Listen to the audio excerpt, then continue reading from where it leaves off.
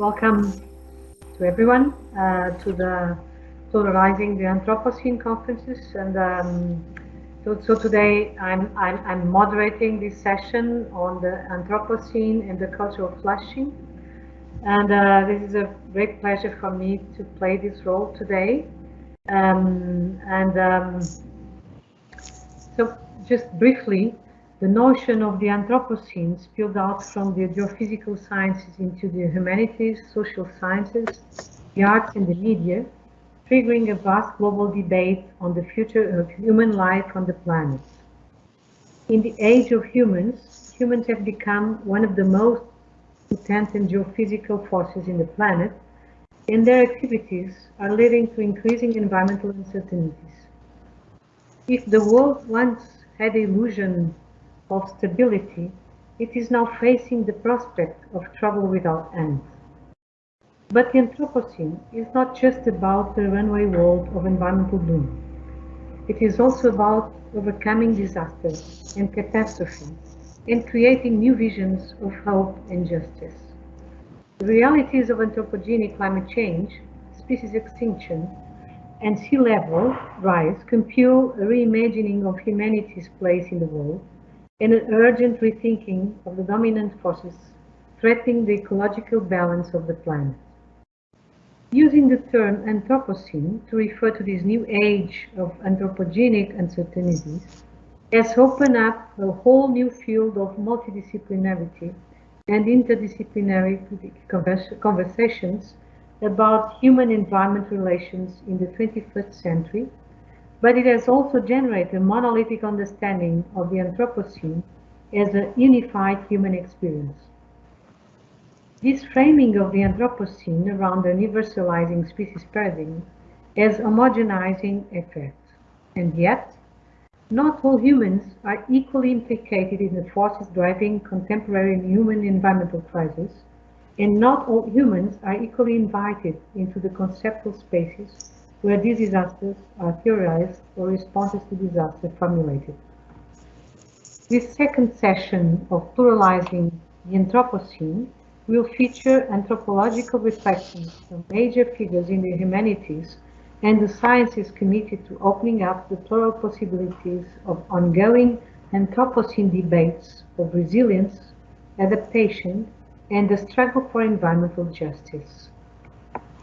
So today, we have a session on the Anthropocene and the culture of flushing.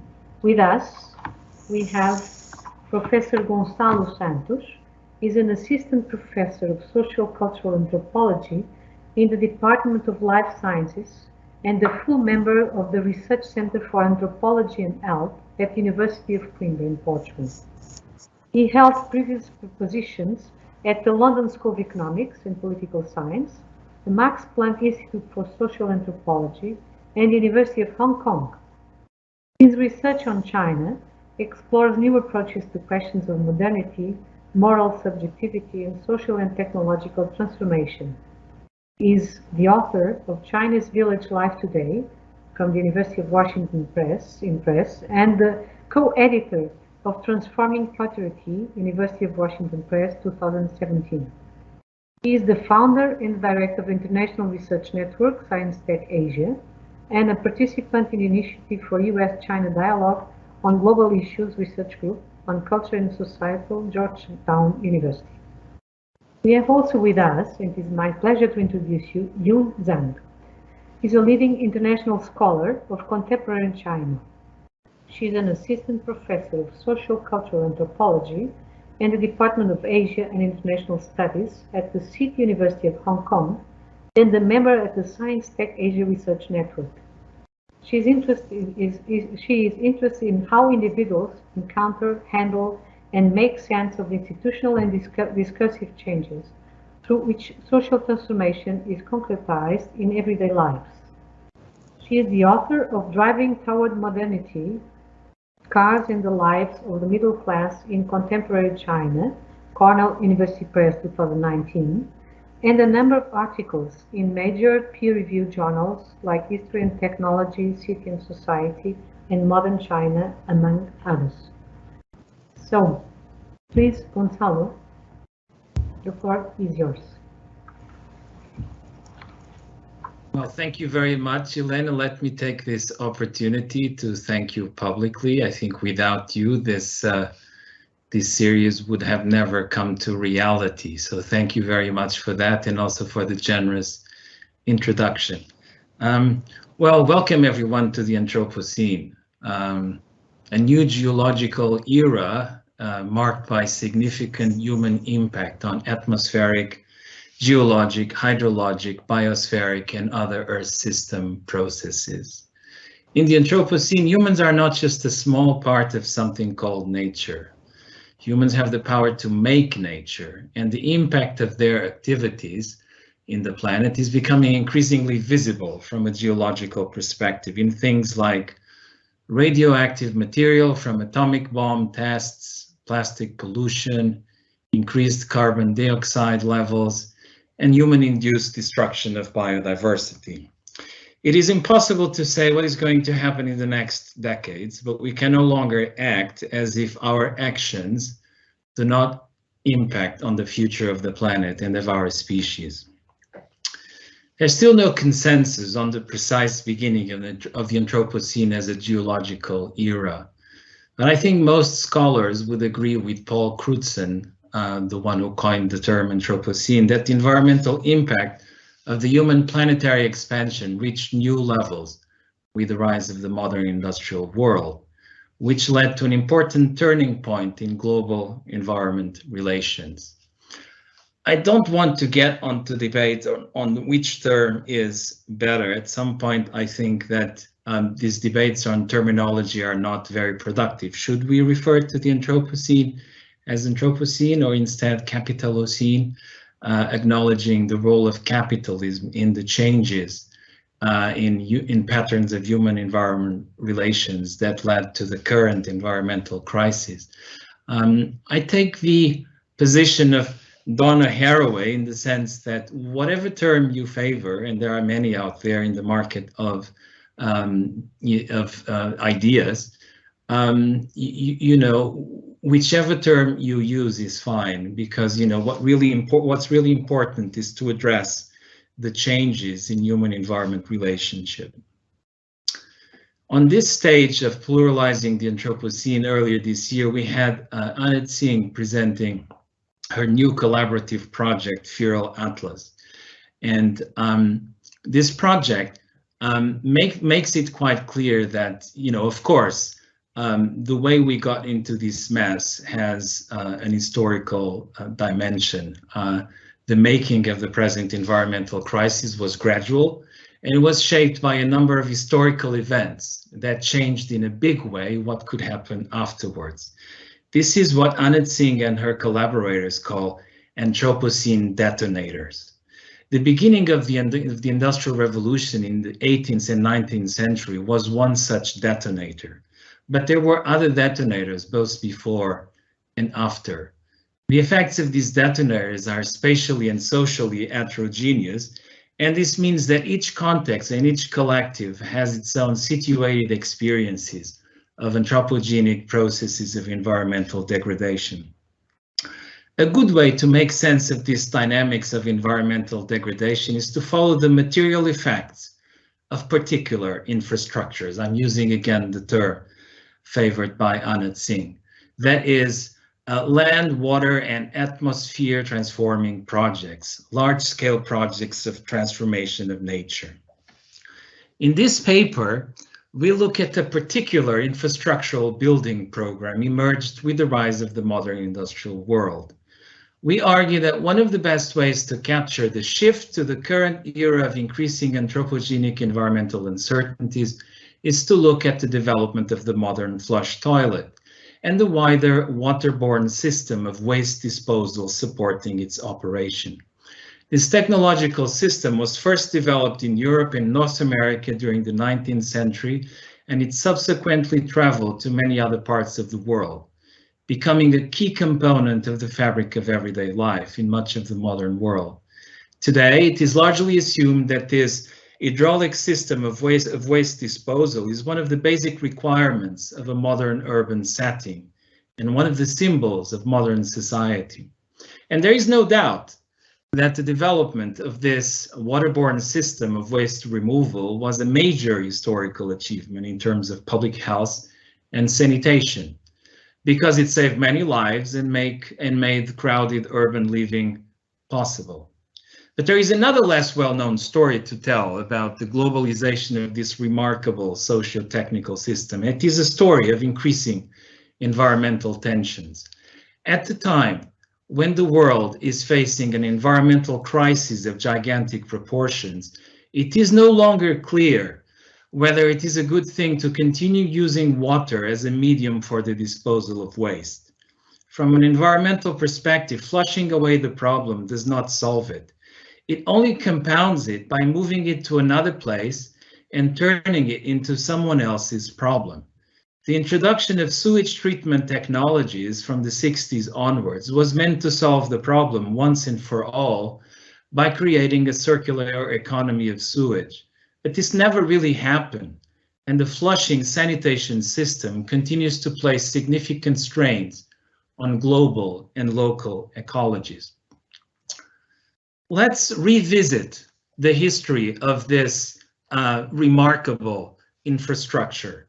The conventional story really is an epic of public health, and it's probably known to most of you all. Early urban sewers were storm sewers, taken up from the Roman model, the Cloaca Massima, right? The mid-19th century, we witnessed the shift to the first centralized sewage systems in major European and North American cities. In Europe, Hamburg in the 1840s, London in the 1850s, Paris 1850s, US, several cities in the 1850s and 1860s. How did this initial transformation came about? Well, it's really about public health challenges resulting from urban and industrial growth. A chain of events led to a public health crisis. The first step was the introduction of piped-in water in major cities that stimulated the adoption of residential baths and kitchen sinks, as well as indoor water closets with flush toilets. By the 1830s, a public health crisis was in the making, largely because with the adoption of all these new gadgets facilitated by piped-in water, there was increased dumping of wastewater into open sewers and cesspools in the urban environment. And this opened the way for the spread of waterborne diseases. In Paris and London, most famously in the 1830s, the various cholera epidemics. That's when a key innovation occurs. The belief that, and it was an innovation based on belief that disease spreads through foul odor, miasma, not so much a belief that an innovation based on the modern notion of transmission of disease through germs. So basically the belief that disease spreads through foul odor inspired the idea of using storm sewers to get rid of bad smell, connecting houses thus to storm sewers to remove the waste in the urban environment. That's when the success of these preliminary measures started to lead to the rise of what is today called by historians the sanitary city. Fear of disease gave rise to a demand for the construction of more sewers, this time specialized sanitary sewers to carry sewage away from the city. Why did sanitary engineers favor the construction of sanitary sewers? Well, the results were good, and of course there was a bias towards centralized solutions, and adopting a centralized sewage system was the way to go. And most importantly for them, the environment was not a priority back in the mid-19th century. For them, they were convinced that running water purifies itself. This was one of the slogans popular in the mid-19th century, and that the solution to pollution is delusion. The move towards an hydraulic system of waste removal set a model for the sanitary city that quickly started to travel globally under the influence of the power relations of colonialism. So cities around the world started to desire to build their own hydraulic system of sanitation. Sanitary sewers created a cleaner urban environment, but of course they generated new problems downstream, where the sewage was being dumped. These tensions led to major revolutions in urban water systems that are considered major achievements of public health. First, revolutions in drinking water treatment technologies that made it possible to purify fresh water from the rivers and make it drinkable. And then from the 1960s onwards, the introduction of sewage treatment technologies. These two revolutions, extremely important, reinforced the global prestige of the 19th century hydraulic model of human waste disposal as the most effective system of urban sanitation.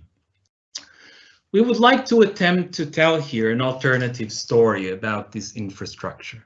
And it's a story that will require us to engage with a paradigm shift.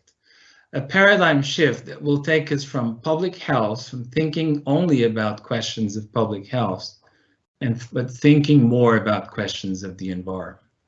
And in this story, the narrative is going to be slightly different, and it's going to be along these lines. Well, before the Industrial Revolution and the adoption of sanitary sewers, farmers across the world relied on human excrement as fertilizer. Recycling economy, there was a recycling economy of human excrement. I mean, human waste, human excrement was not waste to be dumped in sanitary sewers, but was a valuable that had nutrients that had to be returned to the land. After the Industrial Revolution, with industrial capitalism and the implementation of the sanitary sewage solution, human waste was turned into something useless and dangerous, thus disrupting the recycling economy of human excrement. This facilitated the dumping of all kinds of residuals, not just domestic residuals, but the sanitary sewers were also used to dump industrial residuals into community water systems, facilitating a process of environmental degradation. Historian Jamie Benedictson talks about a culture of flushing. And the culture of flushing is basically the idea that, it starts with the idea that this shift to sanitary sewers was supported by the industrial sector on the assumption that, of course, the sewers would be used as well to dump industrial residuals. This led to the rise of a culture of flushing. What is a culture of flushing? It's an intertwining set of intertwining attitudes, ideals, infrastructures, and legal codes, of course, that normalize the usage of sanitary sewers for the dumping of domestic and other kinds of waste liquids into community water systems. Basically, after sanitary sewers and the culture of flushing, everyone had a license to pollute. This culture of flushing has become a key part of the global capitalist world, taking unique forms in each context. The culture of flushing was challenged from the 1960s onwards due to the rise of growing environmental concerns. Well, to begin with, increasing efforts to regulate the culture of flushing, to curb the dumping of industrial residuals into the sanitation system, to curb the dumping of untreated sewage into community water systems, promote alternative forms of flushing, for example, through the usage of ocean water, reduce the amount of water flushed down the toilet. There are also increasing efforts to enforce the treatment of sewage by improve the quality of the water returned to the environment and increase the percentage of biosolids recycled for agricultural purposes. This develops, again, spread globally with significant variations from context to context. However, these environmental pressures, did not effectively challenge the culture of flushing. Efforts to regulate the culture of flushing actually had the opposite effect. It led to a dramatic investment in sewers, in toilet technology, in sewage treatment infrastructures, leading to growing social and spatial inequalities around the world. Human geographer Sarah Jewett talks about geographies of shit, whereby there are significant differentiations in space and also according to social group in terms of access to sanitation structures, and also in terms of being affected by negative environmental effects caused by hydraulic sanitation structures. By and large, in the 21st century, the culture of flushing remains dominant and continues to place significant strains on the ecological system. Dumping of untreated sewage into community water systems continues across northern and southern boundaries, not just in the developing world. Sanitation system continues to be filled with pharmaceuticals and industrial pollutants of various kinds and sources.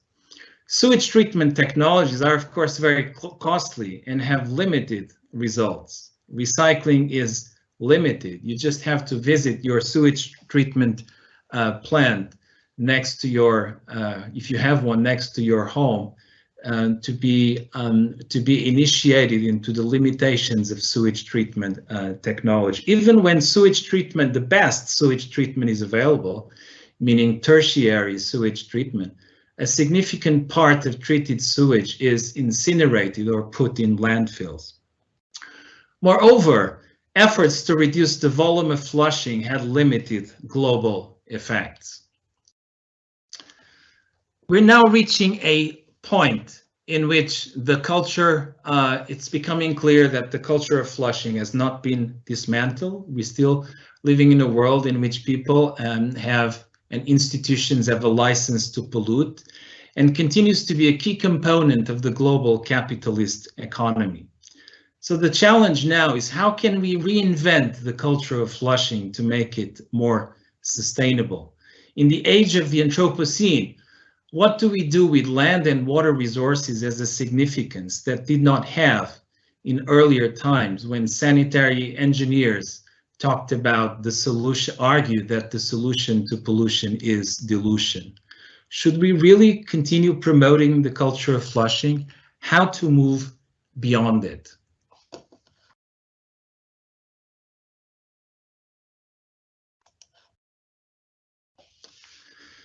In what follows of this presentation, I'm going to tell you how did we become interested in the culture of flushing. And it's partly because of a confrontation with an historical alternative, what we're going to call the culture of turning waste into treasure. We're going to ask questions about what can be learned from this culture of turning waste into treasure from traditional China. And towards the end, we're going to share some thoughts about how can we, what can we do to move beyond the culture of flushing. Some theoretical frameworks. We're trying to avoid getting into jargon here, but we'd like to share some currents within the social sciences that influenced our thoughts, from the critical environmental humanities in general, and also within China, Mark Elvin and Stephen Harrell, anthropology and social science, technology and society studies, STS, ideas about socio-technical systems, and of course, in the realm of waste studies, recent studies about how can we efforts to give value, to create value in waste, and the more radical discard studies. How did we first become interested in the culture of flushing? Sometimes we have to look at things from the outside to get a deeper understanding of something that is familiar. And this is largely what happened to us through fieldwork and archival research in the People's Republic of China. In my case, I started doing fieldwork in rural China in the late 90s. And at this, and when I first arrived in a village in northern Guangdong, I was confronted with a way of handling sanitation that was really strange and unfamiliar to me, that was used to the culture of flushing. Basically, my hosts were shocked when you know, were asking me to keep the urine, my daily urine, in buckets. And I thought that these buckets were just going to be dumped at, you know, somewhere after being full. And once I was caught by my host dumping one of these buckets, he really, you know, protested and said that I was crazy, that I shouldn't be doing this because I was wasting something that was incredibly valuable. In time, I started to realize that the whole village had a system of recycling of pee and poo. Basically, you know, people were pooing in collective latrines, and just as they were using their pee to cultivate vegetables, and the accumulated feces in village latrines were then being processed and treated and then reapplied, returned to the soil to be reapplied as plant nutrients, very, very valuable plant nutrients that then would allow the growth of the rice fields that would grow the food on which people eat. I was being confronted with a local recycling economy, the kind of local recycling economy that was disrupted by the culture of flushing. Basically, people eat vegetables and rice, and they then pee and poo that then they put in buckets and latrines to compost and then turn into organic fertilizer, devolved to the land to grow again vegetables and rice fields. I wrote about this recycling economy in a book that recently came out, in which I also describe the arrival of the new cultural flushing, the arrival basically of flush toilets to the village. But that's not what I'm going to talk to you about today, at least not for now. I mean, basically this piece of fieldwork left in me a curiosity to make sense of this local recycling economy in the larger context of Chinese culture.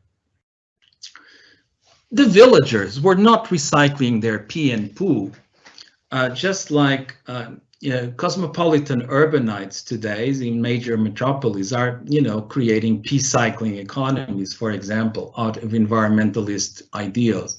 The villagers I met in the late 90s were recycling their pee and poo because they were they partook of a larger tradition of recycling human excreta for agricultural purposes. I shall call this older tradition of recycling human excreta for agricultural purposes part of what we shall call here the culture of turning waste into treasure.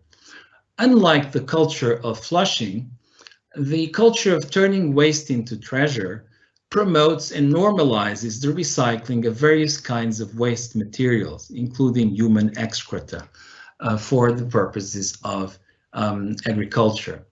We have plenty of information historical information about this culture of turning waste into treasure and its various agricultural, technical developments. In books written by historians, but starting from the 16th century by writings from Jesuit scholars on China that were completely struck, like Fray Gaspar de Cruz, that was completely struck by the Chinese concern with recycling human excreta to an extent that he had never seen before. In the early 20th century, King as well, one of the agronomists, one of the American agronomists that is largely responsible for the creation of what we call today permanent agriculture, was also struck and fascinated by the Chinese culture of turning waste into treasure, which he thought was far more sustainable than what was happening in the United States with the shift to chemical agriculture in the early 20th century. And many other historians, Francesca Bray, Tu Xin Hao, and so on and so forth. The culture of turning waste into treasure promoted the development of an agricultural system of sanitation. This agricultural system of sanitation started to become clear, or to develop to a larger scale, in particular after the Ming dynasty from the 14th and 17th centuries onwards, at the moment in which population growth and urbanization led to the increasing commercialization of human waste. So it's not just about having villages, as I found in South China, recycling their own pee and poo. No, a large-scale trade of human waste of unprecedented proportions started to emerge. And this intensive trade in human excreta led to complex rural-urban exchanges. Of course, peasant families were not producing enough manure to their increasingly intensive modes of cultivation, so they had to acquire human excreta collected in the cities. And of course, they wanted a human excreta from the cities because it was largely recognized that people in the cities have a better diet. So of course, their pee and poo will have more plant nutrients that will be very useful. So we saw we witnessed basically the emergence of a large-scale agro-urban trade of human waste that led to a combined system of urban sanitation and agricultural development. Let's contrast both the culture of flushing and the culture of turning waste into treasure. Two different models of sanitation. The Chinese model is agriculture in non-hydraulic. Human excreta are useful and valuable.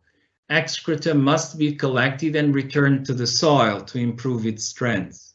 Shit is a matter of agriculture and agrarian economics. The cosmology here is that returning human waste to the land is to apply human action to draw benefits from the earth in coordination with the seasons of heaven. The flushing model, slightly different, is hygienic, industrial, and it's of course hydraulic. The basic principle is that human excreta are dangerous, dirty, and useless. Excreta must be placed in water and discarded through sewers. Shit is a matter of public hygiene and must be dumped like industrial waste. The cosmology here is very different. Flushing illustrates the power of humans as conquerors of nature through science and technology. Humanity is very clearly separate from nature and everything else.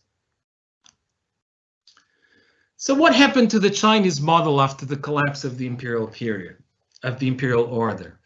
Well, of course, from the late 19th century, there was growing influence of Western and Japanese, ideas about about sanitation and public hygiene, and so that the idea that human excreta should not be recycled, should be discarded. 1911, we see the end of the imperial rule, and we start a new government, commonly known as Republican of China. Okay. And again, during this period, we see the idea that human excreta more and more starts to be treated as a sanitary nuisance. However, Chinese cities did not adopt the Western hydraulic model of human waste management. Why? Conventional explanation: lack of resources and limited government capacity conditioned the shift to water closets and sewers. We have a different explanation that I would like to put forward to you. And that's that the shift did not occur basically because Chinese cities already had in place a highly effective agricultural system of sanitation. This system was so deeply embedded in the fabric of society and its political economy that it proved very difficult to dismantle. The system would remain in place until the 80s and 90s, when the shift to water closets was consolidated. And this, of course, this shift to water closets had negative environmental consequences. So June and I basically started to collaborate on a project to basically rewrite the history of sanitation and human environment relations in South China by looking at how the traditional agricultural system of sanitation operate. Who are the main players of this system? How was the system transformed in the first decades of the 20th century and in later decades? And then, most importantly and relevant to the talk here, what can be learned from such historical practices in the current era of environmental crisis? We combined fieldwork, of course, with archival research that focused on the city of Canton, the provincial capital of the province, where the village I introduced earlier is located in South China, in Guangdong province. So we looked at more than 30,000 pages of the Canton Municipal Government Gazette to see what was happening to sanitation in the city and what was happening to the agricultural system of sanitation that was in place. The first thing that we learn about, that you have to learn about the system, it was mediated by waterways. You could not have large-scale trade in human waste in South China without waterways, because basically the shit was being carried around from the city to the surrounding countryside in boats, like the one in the photograph in the slide taken in the Pearl River in Canton in 1934. Are we dealing here with a large-scale recycling economy? Some historians, Chinese historians like Li Bozhong, talks about ecological agriculture. China's practice of using heavy doses of human manure to maintain soil fertility is an example of ecological agriculture. We resist using the term. We prefer to refer to it as a thrifty recycling economy because we feel the practice of recycling human waste was motivated not by ecological ideals, but by thrift. And of course, it was also shaped by traditional forms of knowledge and conceptions of farming. We refer to it as a recycling economy because it was regenerative by design, which is not to say that they did not have, as we shall later see, some negative environmental effects. If you want to understand the culture of turning waste into treasure and its system of sanitation, you have to look at its human and non-human components. And there were plenty of them, like all cultures, that includes an intertwining of attitudes, legal codes, infrastructures, and so on. Whenever we look at an infrastructure, we're going to find human and non-human components. The municipal government, the night soil guilds, the night soil merchants, the night soil collectors and workers and their labor unions, the city neighborhoods that provide the pee and poo, and of course, the countryside communities that are purchasing the night soil. Non-human components include the waterways, the boats and piers used to transport shit, composting tools and materials, night soil collection tools, public toilets, chamber pots, farming soil. As we looked more deeper into the documents, the first thing that struck us is that the night soil business was taxed, of course. Otherwise, we would not have a culture of turning waste into treasure. You have to tax it. If you don't tax the night soil business, the government does not have revenue. Taxation started sometime between 1871 and 1908. There were two types of night soil collection. The first type is called dry excreta, and it's basically shit that was coming from privately owned public toilets. Toilets that were located outside the domestic sphere and open for public use. Most of these toilets were owned by merchants. Some were owned by neighborhoods, but most were owned by merchants. Neighborhoods asked merchant owners to pay a rental fee. Just to give you an idea, in 1922, the municipal government taxed dry excreta at 30%. There was also revenue coming from liquid excreta. And this was basically shit that was collected directly from people's households. Most households did not have indoor toilets, but used chamber pots that were placed outside for collection, usually in the early morning.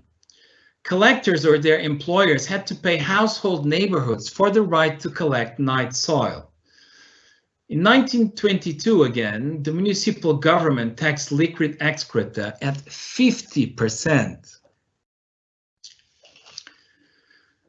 Night soil merchants were organized in guilds, and again, as you would expect, these guilds were organized around the two major types of excreta that were being treated as a source of treasure, a source of waste.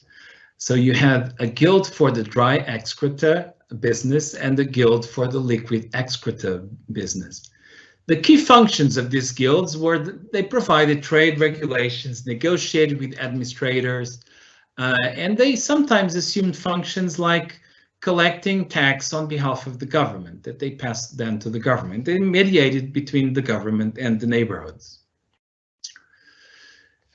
Obviously, the higher the population density of a neighborhood in Canton in the 1920s, the more the public toilets and the more the revenue, potential revenue coming out of this neighborhood. The scale of the business was massive, was just truly mind-blowing. Just to give you an idea, in 1922, which is the figures that we have been citing, the guilds agreed to pay 80,000 yuan per year in tax. You know, just for you to have an idea about how much money is 80,000 yuan, it's basically, it's the estimated budget of the public hygiene department from March to June 1922. So we're talking about a lot of money. It's big business for everyone, and also a source of employment. You know, the business employed thousands of workers, men and women. Many of them were rural migrants. We had night soil collectors of various kinds. Of course, the work of night soil collecting had low social status, and workers were in a vulnerable position. And by the mid-1920s, they formed the Union of Night Soil Collectors.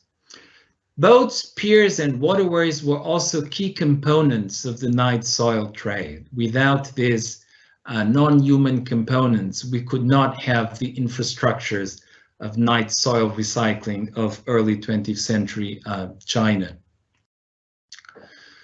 So again, just as I talked earlier about a village recycling, a local recycling economy. So, you know, if we look at the data from the biggest city in South China in the early 20s, city with far more than 1 million people, what we're going to encounter is a larger scale night soil recycling economy, whereby there are clear-cut material flows between the city and the country.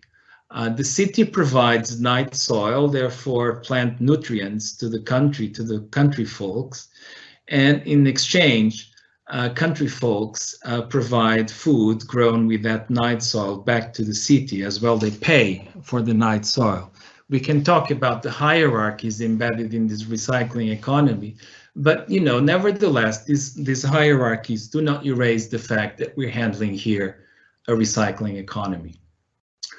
There were forces of change in this recycling economy. In the early 20s, we saw the creation of a public hygiene department that wanted to basically, and one of the issues on the table of this public hygiene department was urban sanitation. Did officials try to dismantle the traditional agro-urban sanitation system to build water closets and sewers? This was an important question that was in our minds as we browsed through the documents. Well, the answer really is that there were no plans to dismantle the traditional sanitation system whatsoever. It was just too profitable to, you know, to question it. There were no plans whatsoever to construct Western-style sanitary sewers. Some water closets were built in residential spaces as well as in public spaces, but they were all connected to night soil collection pits. There were some reform initiatives, most of them focused on regulating night soil collection and transport to improve the quality of the urban environment. You know, initiatives that had to do with the maintenance and design of public toilets, as well as with the location of public toilets and night soil piers, and that mostly had to do with controlling the smell and the visibility of human excreta in the urban environment. But again, the impact of these reforms, from the evidence we could find, was limited. There were, of course, tensions in these infrastructures of night soil recycling.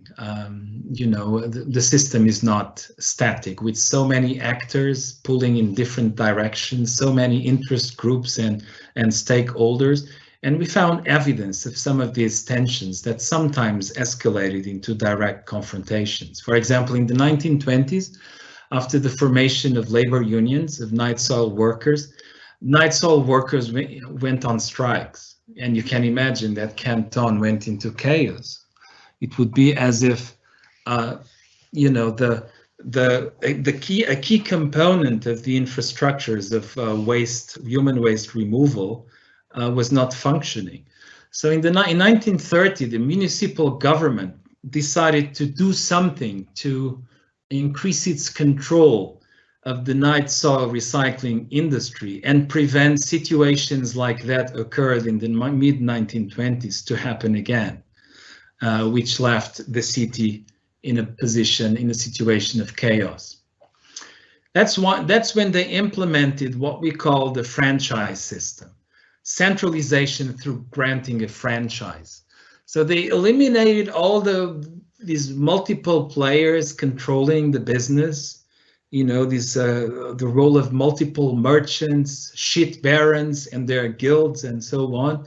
And they decided to grant one single company the exclusive right for the sale of all night soil collected in the city for an annual fee. This meant that the government now, from 1930 afterwards, they only had to deal with a single actor. And it was easier to assert its power and collect its fees. The increase also allowed for an increase in government's revenue. I mean, the uncertainty of being able to collect taxes was gone.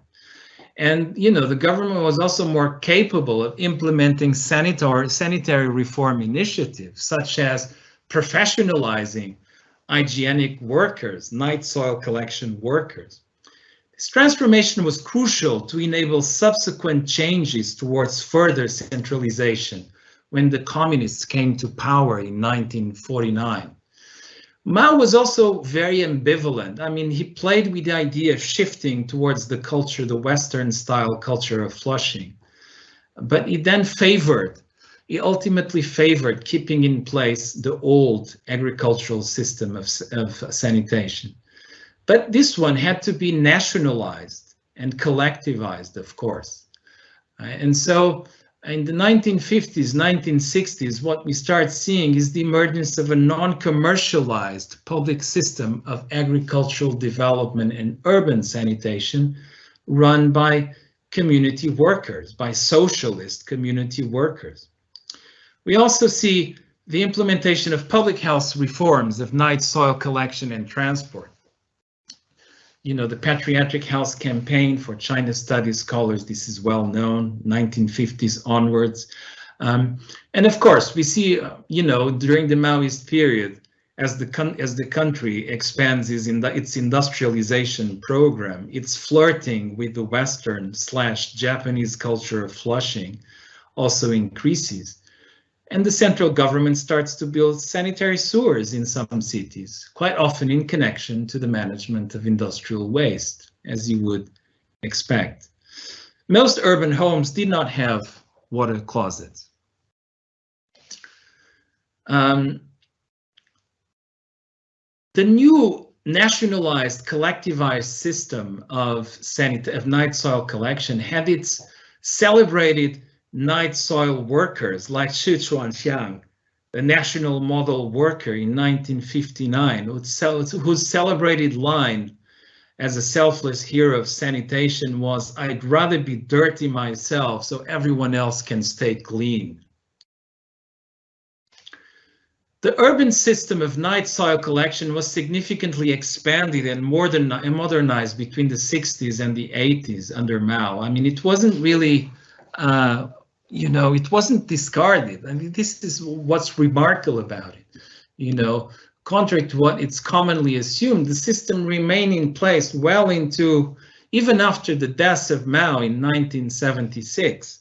Of course, with new elements brought in, now we had vacuum trucks, for example, from the 1960s onwards, but the system is still largely in place.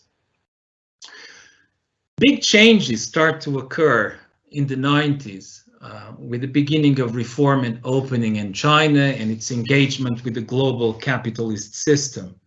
So China begins to fully engage with the modern culture of flushing. Cities start to treat human excreta as waste, and urban planning starts to be built around water closets and sewers. Improvements in septic tank systems as well as sewer coverage around, all over China. Construction of first sewage treatment facilities as well. Expansion of and upgrading of the public toilet network. In the 1980s, though, there were still a few neighborhoods in a major city like Shanghai pooing in chamber pots for daily collection. But this would gradually fade away. It would become a remnant of the past, just like the agricultural practices of night soil recycling that I encountered in the South Chinese countryside in the late 90s. After the turn of the millennium, the shift to water closets and sanitary sewers was consolidated. Water closets and sanitary sewers became ubiquitous, also in rural areas. Most likely the younger generations today in China do not even remember what it was like before the water closet and the sanitary sewer. There were also remarkable infrastructural improvements in centralized sewers, its coverage and also its quality, and also local septic tank systems. And of course, increasing concerns with sewage treatment and environmental protection, reflecting global development. Increasing concerns with public sanitation standards. By the mid-1980s, the country's National Tourism Administration was adopting a 5-grade system of classification of public toilets. And the first 5-star public bathroom was built in 1996 and opened in Guangzhou. By 2015, the current president of China launches a toilet revolution, a public toilet revolution in terms of standards of public hygiene. And in the countryside, the agricultural practices of recycling human excreta start to fade away. In some cases, we also see the emergence of new technologies like biogas digesters, still promoting the recycling of human and animal excreta and turning it into energy that can be used for domestic consumption. Needless to say that the new culture of flushing in China has generated increasing environmental uncertainty. Some of the tensions are general and common to the story that I told earlier in this presentation. The shift to water closet requires the use of large quantities of fresh water. This increases water stress. The sanitary sewers facilitate the dumping of industrial waste into waterways. China became the factory of the world just as it shifted to sanitary sewers. This shift allowed the dumping of industrial waste into waterways. Some of these tensions are more linked to, can be visible in the cities. Large-scale urbanization, more than 50%, well more than 50% now of the population is urban. And a lot of industry is still located in cities. And most of homes in the cities have shifted to water closets. So there's an exponential increase in highly polluting urban sewage water. Some of this sewage is ending up in open drains and ultimately in community water systems. Not all treated urban sewage is recycled for agriculture or other purposes. A lot of it is being incinerated or placed in landfills. The story is familiar to what happened elsewhere. In the countryside, the shift to the water closet has led to quite often the discharging of raw sewage into open drains or surface waters. Poor maintenance of septic tank systems has led to a decrease in the quality of underground water, and I've witnessed myself that in the course of fieldwork in rural areas. And most importantly, the decline of night soil recycling has encouraged intensive usage of chemical fertilizers, pesticides, and herbicides. thus increasing pollution in water and land systems. These environmental uncertainties are not specific to China, I noted already. They are more general. But so the question is, why keep on promoting the growth of the culture of flushing when the world is facing an unprecedented ecological crisis? In the Anthropocene, what we do with land, water, and air systems has a significance that did not have in earlier times. The times when sanitary engineers in the 19th century talked about running water purifies itself. The solution to pollution is dilution. The United Nations World Water Development Report this year talks about 2.3 billion people living in water-stressed countries. 733 million people living in high and critical water-stressed countries.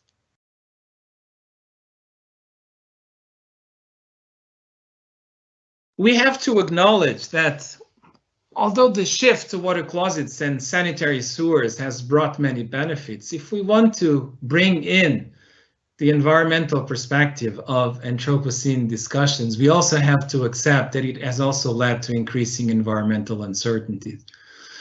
Water closets and sewers are consuming large quantities of fresh water. Treating human excreta as waste has encouraged dependence on chemical fertilizers, pesticides, and herbicides with significant environmental costs. Flushing human excreta down the sewers requires using a lot of resources and energy to recycle sewage water and recover nutrients for agricultural recycling and other purposes. Sewage treatment technologies are very costly. And the more sophisticated are these technologies, the more costly they are. Most countries, even wealthy countries, have only primary and secondary sewage treatment technologies in place.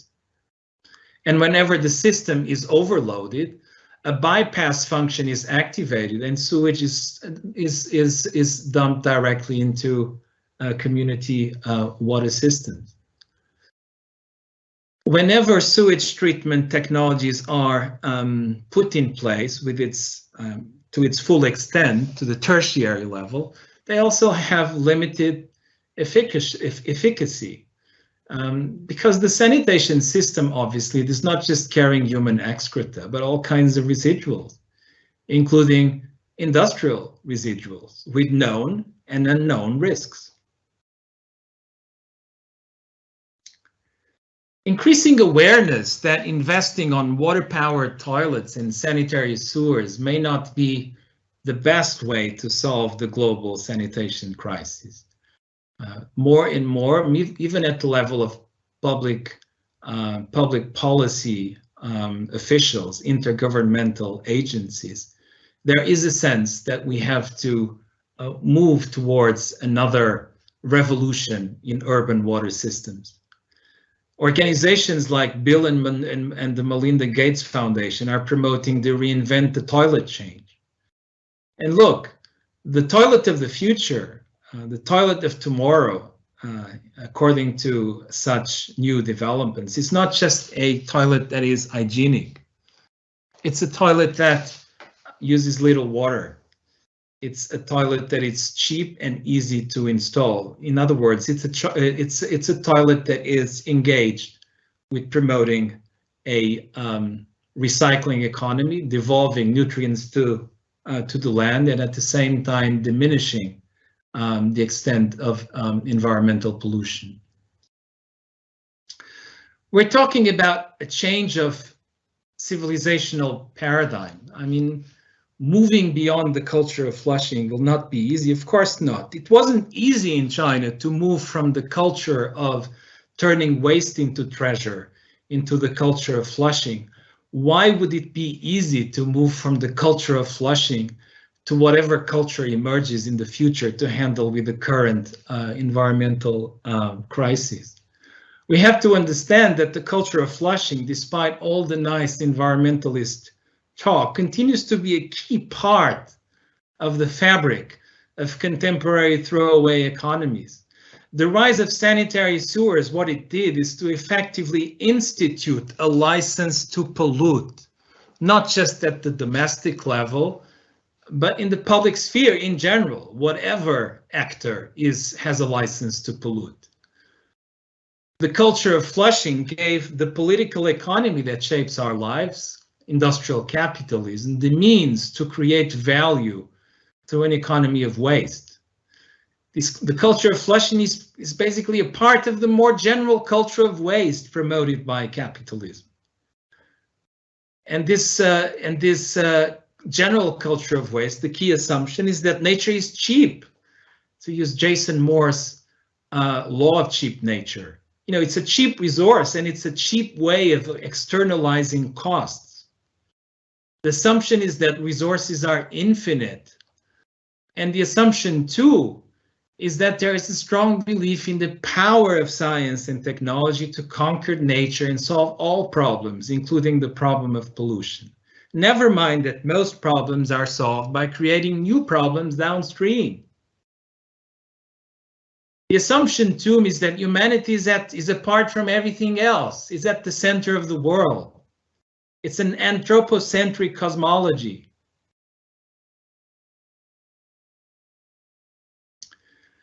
Anthropocene challenges that we're facing are big, and they are civilizational challenges. That's also what the story that we're telling here today, that's also a key part of the story that we're telling here today. We need to make important decisions, collective decisions, regarding the issue of human excreta management. If the culture of flushing is not sustainable, then we have to ask what kind of culture and system of sanitation are best suited to face the increasing environmental uncertainties of the present era. And, you know, social scientists, historians need to participate in these political negotiations, just as we need to promote inclusive conversations, inclusive with different kinds of actors, societies, non-human actors as well, on the future of sanitation. In 1988, economist ZHANG published what I take to be a classic of the Anthropocene studies before the term Anthropocene was coined. The book was entitled China Needs a Toilet Revolution. But what was meant by toilet revolution in 1988 by ZHANG was not what Xi Jinping means by toilet revolution today. It's not a toilet revolution in terms of public health. It's a toilet revolution in terms of what kind of, you know, sanitation system we need to create a sustainable economy. Should China adopt wasteful Western-style water closets and sewers? This was in 1988, when the old system was still in place. What are the alternatives for China and the world? What can we learn from China's past experiences?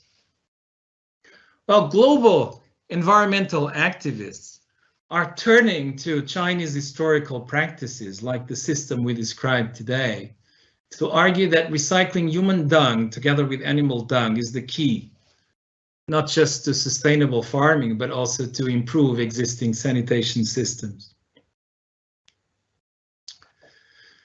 Environmental historians were quick to give a warning. Mark Alvin, in the famous book, The Retreat of the Elephants, reminded us all that earlier practices of night soil recycling were part of a larger system of economic development that was highly predatory.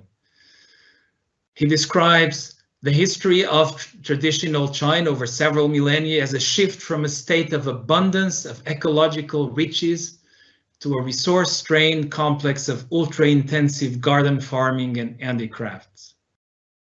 Basically, dramatic agricultural, commercial, and demographic expansion led to a decline in forest resources, biodiversity, etc., etc. It captures this with the retreat of star species like the elephant in the 15th century, and I suppose the tiger in the 19th century, eventually from South China. By the 18th century, China, he says, is probably more environmentally degraded than Northwestern Europe. We think this warning is important, but we have a more generous reading of traditional practices for two key reasons. First, I think it's possible to recognize the ingenuity of traditional practices of turning waste into treasure without romanticizing them. And second, as we saw also in this presentation, the scale and scope of ecological destruction in traditional China is not comparable to what happened after industrialization and the shift to the culture of flushing and the throwaway economy model. Going back to the past is not an option, we think, but we also think that much can be learned from looking at traditional China. Lesson number 1, we need to rethink the centrality of flushing in the modern world. The longevity of the Chinese agricultural system of sanitation forces us to rewrite the global history of modern sanitation. Look, urban growth, cities of a scale like Guangzhou, more than 1 million, in some cases more than 3 million people, were possible without the culture of flushing. Lesson 2. We have a source of inspiration for future developments in the culture of turning waste into treasure. The Chinese case shows that it's possible to develop alternatives. You know, it's possible. It was possible to have urban growth without water-powered infrastructure of sanitation. It also points to new questions. For example, can we feed the world using human manure? Lesson number 3. By looking at traditional China history, we learn to think about the civilizational challenges ahead. Traditional China, we have the culture of turning waste into treasure. We have a model of sanitation built around this culture. Modern world, in modern China too, we have the culture of flushing. We developed a system of sanitation around this culture of dumping waste into cheap nature. Anthropocene, we have a culture of what? A new culture of what? This is the question that we're all grappling. What is the what there? I mean, it's clear that short-term fixes will not be sufficient. Whatever change has to take place, it will be very much like the 2 cultures described in this presentation, a set of intertwining attitudes, ideals, infrastructures, and regulatory codes converging towards a particular direction of development and change. What should be the what in the new culture of what? Well, we say, should be the new culture of degrowth and post-capitalist transition. And the key question is, what would this culture handle the management? How would this culture handle the management of human excreta? Should it be based on the assumption that human manure can feed the world? Thank you very much.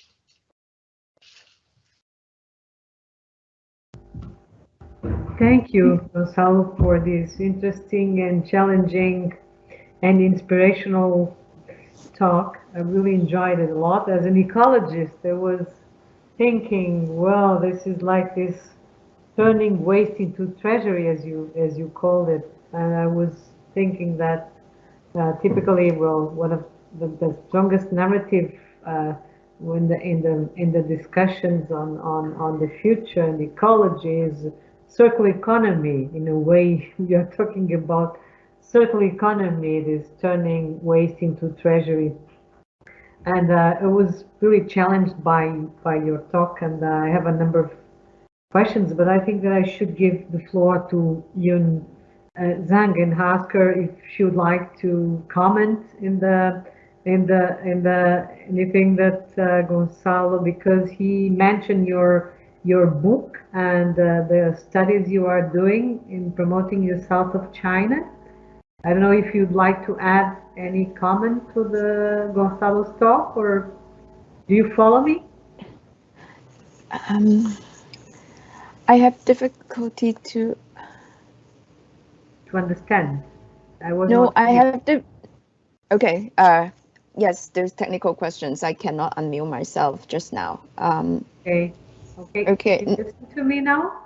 Yes. How about we just leave the floor to audience for questions and comments. At this moment, I don't have anything to add. Okay, thank you. I was just checking the chat just to let all the audience know that we have the chat is open, so you can comment, or if you have any questions, you can raise them, and that will transmit to Yun or Gonçalo in case you have any questions. I will start with that because it was where you were saying that somehow would it be because one of the big questions nowadays is exactly how to get our soils more productive in the farming systems, and how could we include more organic matter or CO2 sequestration in order to have our soils more productive, and also playing some kind of role in climate change adaptation. That's one of the major challenges that we have nowadays is really to have extra sinks of carbon, and so soils can play the role of being, of course, fertilized to promote farming systems, but besides, they can also play some role in the carbon cycle. So I was wondering if somehow we can use that argument in order to promote the change that I understand we need, but on the other hand, I don't think this, can we really do this change at the same, can we face the change at the same time in rural lands and urban and urban environment, because it's entirely different. I don't know if our culture can change fast enough in both systems if we face it at the global level, you know, trying to do it, promoting it at the same time in urban environments and rural environments.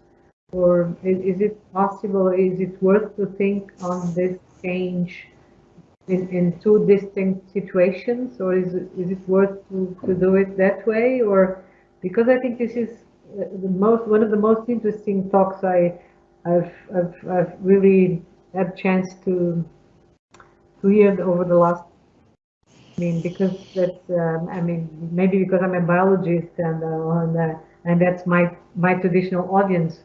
But it's a very interesting topic because we do have to change, and there's this disconnection from human communities to nature, where you can just flushing, as you say, the culture of flushing. We just it's the NIMBY, you know, not in my backyard kind of. We do it with all the waste that we produce, like if we were totally separated from nature, and.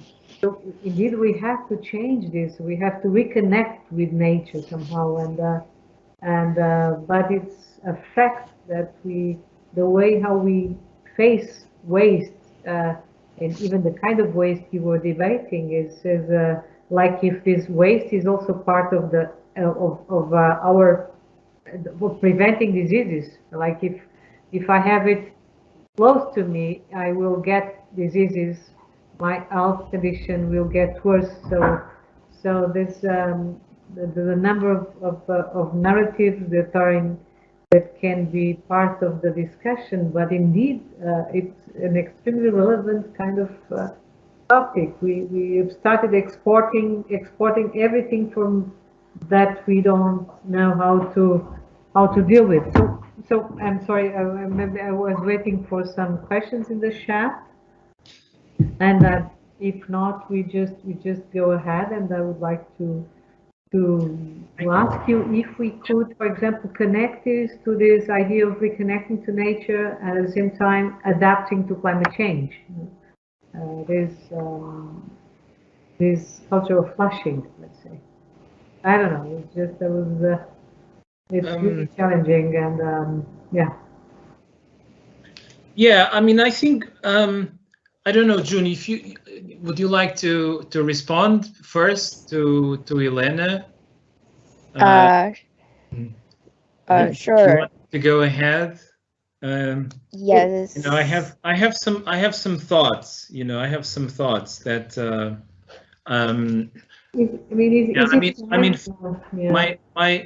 My first thought is that I think you're right. I think urban and rural. We don't like to think in terms of black and white categories. The differences between the two sometimes are a bit. The boundaries between the two are a bit fuzzy and so on. But I think it's two different sets of issues, and I think that one of the challenges of trying to overcome, to move beyond the culture of flushing, is actually we need to push towards deurbanization. I mean, that's the first thing I would say. Deurbanization should be a priority. I mean, it's quite clear that the culture of flushing is linked precisely to mega urban growth. I mean, it was a system that was developed to handle mega urban growth as well as industrial growth. So I would say that a priority should be to decentralize, to deurbanize. Also because it's much easier to get high quality sewage and turn it into something that has return it to the land, so to speak, in making use of localized sewage systems. The problem with centralized sewage systems is that, one, you're producing a massive amount you're wasting a massive amount of water, and obviously you're also opening up the system to the dumping of all kinds of residuals. I mean, if you have systems of sewage management that are more localized, that are based on small communities, that are based on the principle of returning those nutrients to the land locally, and so on and so forth, it becomes much more manageable. So that's the first thing that I would say. So I think definitely deurbanizing should be a priority in the new culture of what that I was talking about. Gonçalo, we have a question that is related, and I will just, because maybe you can reply, both of you, to a question from Maya. She's saying that it was a brilliant, rich presentation. So thank you, Gonçalo. And somehow she lived in Beijing in the late 90s, and so she remembers how the discourse surrounding the introduction of flush toilets was entangled with the shame of being seen as backwards. And this is a very nice idea, because is it that the ecological civilization is somehow expected to be a jump from, I mean, it's like, is it because somehow, well, she's saying what evidence is there that Xi Jinping called to build ecological civilization and also until nationalist pride. So I don't know if you take the question. So is it, yeah, because it's like moving backwards instead of, because the future is, well, we tend to look into the future as being more technological, and this course is somehow moving us backwards. When you say deurbanizing, this can be seen as going back, and whereas the ecological civilization is going into the future, I think. So is it right?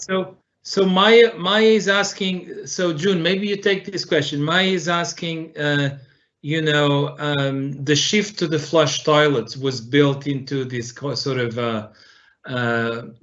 discourse of hygienic modernity, right? So thereby having a flush toilet is to be modern, not having a flush toilet is to be backward, and so on and so forth. And what Maya is asking is Xi Jinping's drive to build a new ecological civilization.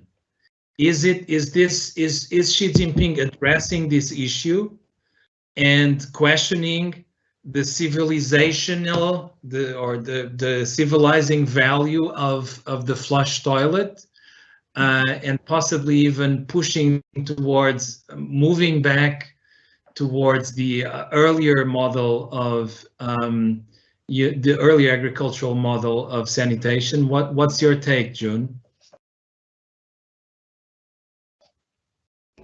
We cannot listen. You have you have to unmute.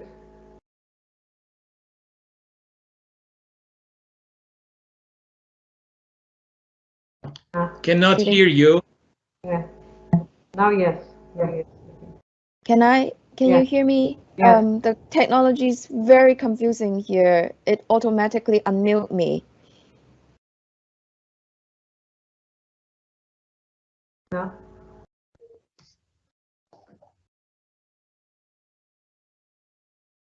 So I'm not doing it. So can you? So could someone unmute June? Very strange. No. So is it possible to unmute my colleague June, please? Try again. Try now, please. Try now. Well, while we wait, try now. June, try now. I have been trying. I can hear you. I can hear you. So could you? Yeah. Can you hear me now? Yeah. Yes, we can. Apologize for my side. I don't know what's happening. I'm sorry. On my side, the screen changed without any control from my side. I'm very sorry. I don't know what is happening. I'm very sorry, but you can hear you now. Okay. For the Xi Jinping's campaign, no, I don't think there's any signs that the campaign has any suggestions that he wants to go back to the older practice. And I think this is something that we try to do, is try to rethink the relationships between older past and the, in connections with the present day's environmental crisis, and based on that relations to think about what the future could be. However, I think still in the official narrative in China, not just for the toilet, but for many other things, there's still this kind of a unilinear way of thinking about social progress, human society progress from the past to the future, following from a feudal towards modern and towards whatever leads into the future, hyper technological future. So if you think about for example, the 2025 plans, and now I think has been extended, all the picture for the future is all about technology, right? Technologically enhanced future. So, and that tension was not new, and it's not new, and it continued to be reproduced, regenerated in the official discourse again and again. So I think that's possibly one of the most difficult challenge that the biggest challenge we have faced now, is that unless we are willing to think differently, we will never be able to change, just in response to your questions, whether culture can change fast enough. The problem we have to start with, yes, whether we are willing to accept the alternative is possible, and the past is not always bad. And we need to rethink how the past could actually look like, how it could actually relate to the present. But I want to go back a little bit to the first questions. What do I think about? Gonçalo talks about the urbanization. I'm a little bit less optimistic about the future, about changes. I think in some places it's easier. For example, for the research we have done, the empirical studies that we have done based in Canton in the 20s and 30s, population growth very fast during that period. Early 1920s, there's roughly 700,000 people in Canton, but when it comes to mid-1930s, there was more than 1 million. This is not the size of Chinese cities at this stage, but it is the size of many, many, many cities in the world, bigger than many, many cities in the world. So if it's not possible in China, there's many Chinese cities at this moment, it still is a possible way to think about, how to handle human excreta for many places that are not built, like, for example, the places where I'm living in Hong Kong, high density, high rises, when infrastructures in many ways are very much locked in and very difficult to change. And it's not clear how this model could work with the very specific architectural urban forms in this form of city. With that said, I still think, yes, we need to do something. And it's always to do something now than never do anything. Yeah. No, I agree with you. But I was thinking that, for example, if we have if we have it inside a technological envelope, would this make a difference? Could we change it faster if we have it that way? Well, for example, think about if you have a U.S. suburbs in the U.S., which are mostly independent, detached houses.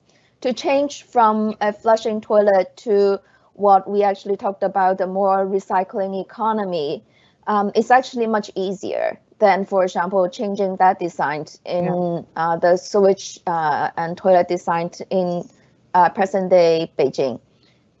So I think it is possible way to move forward. Of course, scales matters a lot at this stage. I agree. I mean, this is a very interesting topic. I really enjoyed it, but I still think that we should probably face it differently in terms of urban environments and rural environments. Maybe we could have kind of a scale and a hierarchy of intervention. You go for rural environments, and maybe some cities it's possible, or you have different technological envelopes so that you can really, because there are strong narratives that can push it. I'm more maybe I think this is probably a way to go. Not de-urbanization. I don't think this is. Do you think really, Gonçalo, this can happen as a solution? I mean, de-urbanizing. Yeah, I mean, of course, the de-urbanization is not going to happen full scale, but I do think that in the last 2 to 3 decades we've been placing too much emphasis on, moving towards the city and building mega cities, and I think that's a mistake. I mean, it's not to say that from day to night everybody's going to be living in the countryside. That's certainly not the case. I mean, if we go back to the 1920s, as June was saying, yes, you had cities with about 1 million people, some of them even bigger, 1,500,000. I mean, I suspect cities like Suzhou or Hangzhou had something like that as well, 1,500,000. But the economy was agrarian, so the bulk of the population, and we're talking about maybe 80–90% of the population, was living in the countryside, and the economic activity that was more valued by the political economy was agriculture, was not industry. What I'm saying is that in the current throwaway economy, I think we're overvaluing the city, okay, with negative consequences in terms of rural exodus, for example, and with additional challenges in terms of infrastructural management, for example, in terms of sanitation. It's certainly very different to handle. I mean, I'll give you an example. A city like New York. New York has what it's called a combined sewer system, which means that because it's a very old sewage system, storm sewers were combined with sanitary sewers. Okay, this means that basically when we have a storm in New York, most sewage treatment facilities will not be able to handle the amount of water that is underneath, and so everything will have to be dumped into the ocean. The challenges faced by New York are different from a city, say, like my hometown, Coimbra, with 100,000 people, much smaller. But water is going to be a serious constraint all over. Water is a major issue. And that's why I think it should be, I think it should be a priority to focus more and more on decentralized sewage systems. That would be the quick fix, I would say, and also to encourage, and we're witnessing that with COVID-19. I mean, many people are also realizing that living in the city has risks and inconveniences that living in a more sparsely populated environment has. So I think this is not just something to do with sanitation. But I would like to go back to Maya's questions about civilizational challenges, or Xi Jinping and the civilization of the ecological civilization, because I think that's why debates about the Anthropocene are very important. Most of the debates around the Anthropocene really are civilizational debates. And unfortunately, most countries, and especially newly emerged or emerging economies, they are particularly sensitive to unilinear models of development. There's a transition from A to B and from B to C, and when we get to C, we'll be rich and we'll be happy. And because they are concerned in reaching C, and that's when happiness will come, they will be rich. They are not capable of looking around. They are concerned with looking ahead, as Anat Singh says, and they are not looking around. And looking around means that you have to consider, what is best for your society and for the planet in terms of economic development. And that kind of reflection has to come from people like us, has to come from intergovernmental agencies that have to be able to start talking about what new culture should emerge to get us out of this mess. Basically, that's the so that's so I don't think that Xi Jinping is very much concerned with moving beyond flush toilets. They just got there, We have two more questions at least from what I see from in the chat, and one of it is related to what about modern composting toilets, because of course this is a way to go, or might be a way to go, yet most of people lack infrastructure, of course. While so much urban infrastructure has yet to be built, it would seem to be a great opportunity to go straight to composting toilets, rather than flush. This is one of the questions, and so, June, would you like to take this question, or? Yeah, sure. Yes, I saw the composting toilets from YouTube when I watched that. There's the so-called small house movements, and also the movement of living off the grid. You will often see the toilets are, composting toilets use very little water, so on and so forth. I think that's a good idea again, but as an urban anthropologist who is very interested in the built environments and infrastructure, I'm always curious, how can we change given the environments that we are already, the environments we have already built for ourselves. Again, maybe because I'm living in Hong Kong. Hong Kong apartment is famously, it's very, very small. Possibly, given its the level of economic developments, the average living size is quite miserable. There is not much room to handle it. Like, for example, again, sorry, let me step back a little bit to talk about, when we talk about the toilet revolution, I'm not talking about the China one, I'm talking about on a global scale. who are the ones who are talking about, leading the discussions? Unfortunately, again, China is a follower, rather. It's actually not the one who is a major participant.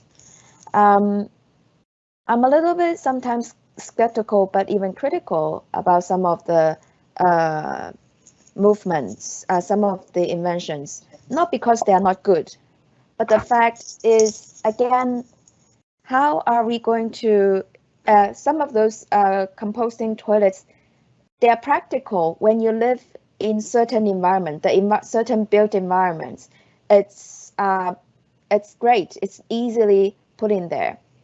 But if you're living in an apartment complex, again, living in Hong Kong, you have a very common, it's very common, you have one building that is now 40, 50, 60 floor tall, okay? And not everyone have a garden, not everyone even have a balcony. There are very limited space for plants within the room. So how you have a toilet to produce composting, but still you have to do something with it. So how is the infrastructure put in place again to handle everything? Again, I think there needs to be, if we are thinking, if Gonçalo is right to think we need to decentralize the sewage toilet system, we also have to think about locally how to actually handle the toilet questions locally, given, again, if you are asking some of the cities, Asian cities that size high-rises to change overnight, Asian cities that easily with 10 million people already living there, what can we do? How can we change? Is really composting toilets the way to go? Mm-hmm. Again, I am not saying that it's not a good idea, good design. Again, I'm just thinking. Can I just say something? I don't know if we have time, but basically to say that I'm just going to tell you an anecdote, okay? Because sometimes when we talk about civilizational issues, it becomes really complicated to see how people are going to change from one to the other, right? And so when I first arrived in village China in the late 90s, one of the things that was on the back of my mind was that, why is it that people that, for example, just built a new house with a brand new flush toilet, why is it that they keep on going to the village latrines? Instead of using the flush toilet, which I took to be the most obvious and convenient solution for everyone. I mean, it's the technology with which I grew up.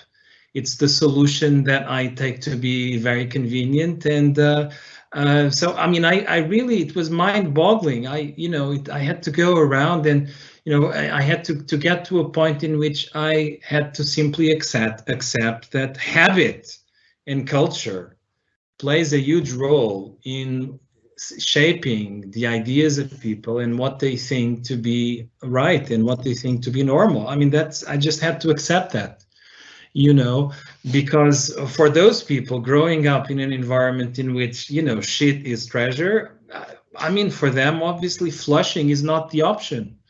Even if it may seem very convenient, it's not an option because the priority is not that, okay?